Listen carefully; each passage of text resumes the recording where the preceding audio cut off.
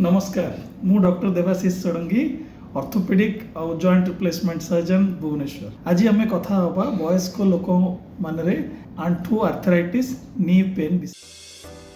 Normally आमर आंठू रे एमती दुई हाड़ मझिरे गोटे कार्टिलेज गोटिंग थाए आउ सुंदर करी लिगामेंट थाए। धीरे धीरे बयस सांगे ये आगे टिके डैमेज हुए एटा ग्रेड 1 तापरे आउ टिके डैमेज हुए एटा ग्रेड 2 तापरे पूरा पूरी सिवियरली डैमेज हो जाए। ग्रेड 1 ग्रेड 2 ग्रेड 3 रे औषध पत्र दे प्रॉब्लम टाको ठीक करा जाई पारे। ग्रेड 3 रे केबे केबे लिगामेंट इंजुरी भी थाए। लिगामेंट इंजुरी थिले गोटे छोटो लैप्रोस्कोपिक सर्जरी ताको रिपेयर करा जाई पारे। ता संगे मेडिसिन फिजियोथेरापी भी ठीक करा जाई पारे। किंतु ग्रेड 4 रे जते बेले कि सबु डैमेज हो जाए आ हाड़ हाड़ घोसी होबा स्टार्ट हुए सेते बेले गोटे आमे कोन करू कि एमती टाइटानियम रो गोटे कोटिंग लगै देले से आंठूटा सुंदर करी पुणी आसंता 25-30 वर्ष सुंदर करी काम करे आउ पेशेंट पूरा पूरी ठीक हो जाए। ये ऑपरेशन टा पाखापाखि ऑलमोस्ट गोटे ग्यारंटेड सर्जरी।